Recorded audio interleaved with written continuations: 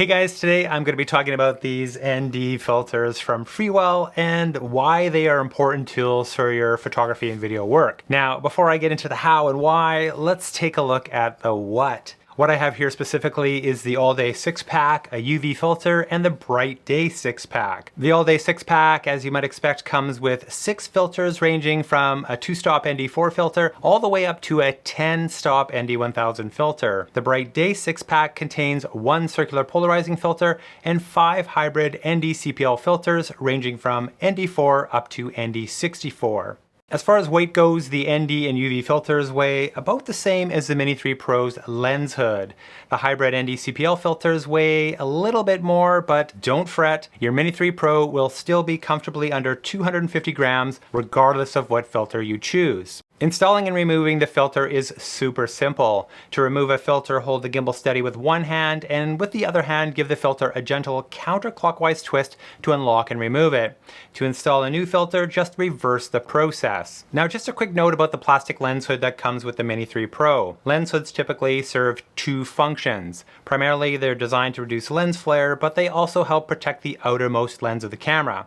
So when you're not using filters on your Mini 3, be sure to put the lens hood back in place. Alternatively, you could use the UV filter, which I think is much more aesthetically pleasing than the DJI part. UV filters were more useful back in the film camera days because nowadays modern camera sensors typically have a UV filter in their stack. Regardless, the UV filter can be used as a lens protector, so if it does get scratched or damaged, it's very easy and much less costly to replace the filter than the camera lens itself. Inside the box, you'll find the filters, stickers, a cleaning cloth, and a card or two with links to video tutorials demonstrating how to use the filters. The filters come in a nice hard shell plastic case that uses magnets to keep it securely closed. One thing to note though is that the DJI lens hood is too thick to fit in the ND or UV filter cases. It will, however, fit in the slightly larger CPL case. Like all the Freewell products I have tested and used before them, these ND filters are good quality, perform well, and are good value. Now, before we dive into the why we want to use ND filters, it's important to know what they do. Basically, ND or neutral density filters block some of the light passing through the lens and hitting the camera sensor,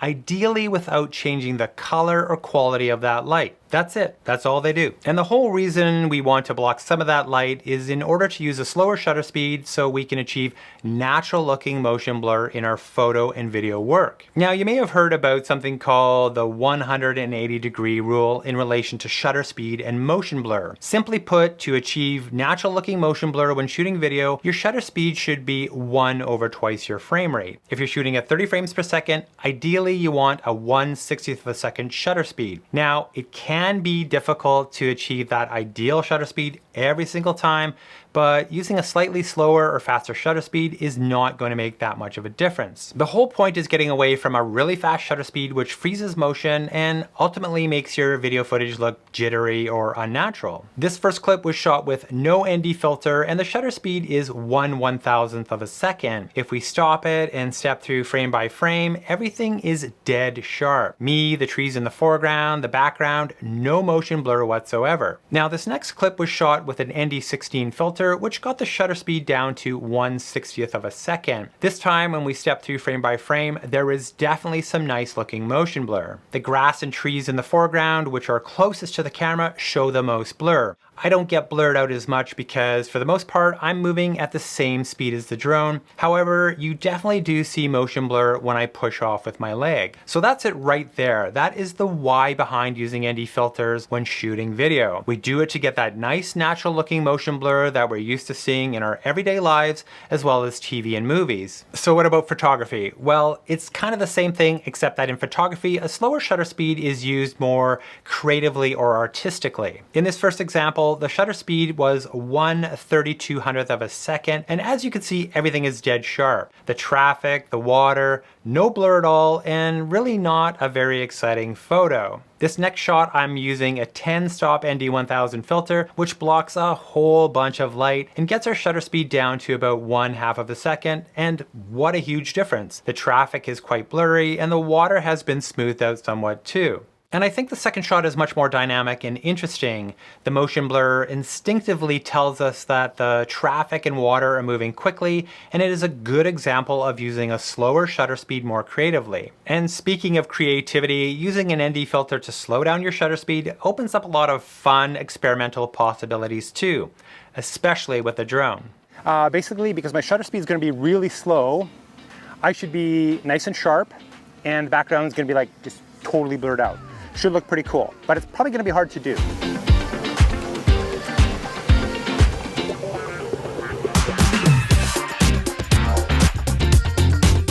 Let me tell you, that was super hard to do all by myself, so I didn't quite nail it, but I think you get the idea. Now, one quick tip if you're going to start doing long exposure photography with your drone is to take plenty of shots. A drone never stays completely still in the air, so there's always a chance of a photo being ruined by drone movement. Taking extra shots increases your chances of coming home with more keepers. If you want to know more about long exposure photography, I have a video from a couple years back that dives deeper into the subject.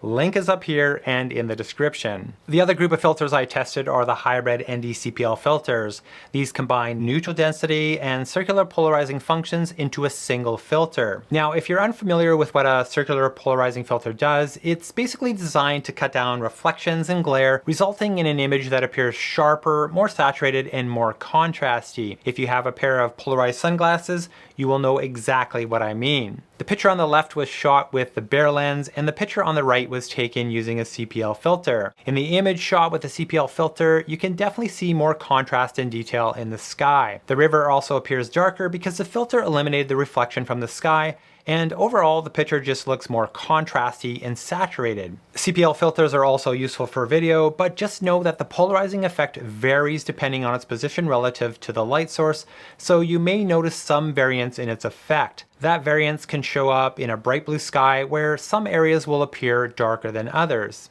And lastly, there are markings on the circular polarizing filters to set it for maximum effect based on the camera's orientation. If you're using the filter horizontally, line up the white mark on the red ring with the H, and for vertical shooting, line up the white mark with the V. So my overall experience with these filters has been quite good. However, I do have one minor quibble. With the Mini 3's wider aperture f1.7 lens, I found that the ND64 and even the ND1000 filters were not quite strong enough for shooting in really bright conditions. In some situations, an ND128 or even an ND256 would have been more useful. Same goes for the ND1000. I would have preferred an ND2000 filter in the kit instead. Of course, this is all relative though. I tend to shoot a lot in the middle of the day, so stronger filters make more sense for me, but this may be totally different for you. And one other thing to mention straight out of the Mini 3 Pro's documentation, focus track is disabled when using an ND filter, so just keep that in mind when using these filters. Okay, let's do a quick filter swap. So get rid of the CPL. I need a third arm with a hand, fingers. Cleaning cloth. I'm abusing my gimbal a little bit, but. Well, that's it for this one, guys. If you have any questions regarding these Freewell filters, please let me know in the comments below, and I will do my best to answer. And as always, thanks so much for watching, and yep, you guessed it, I will see you in the next one. Bye.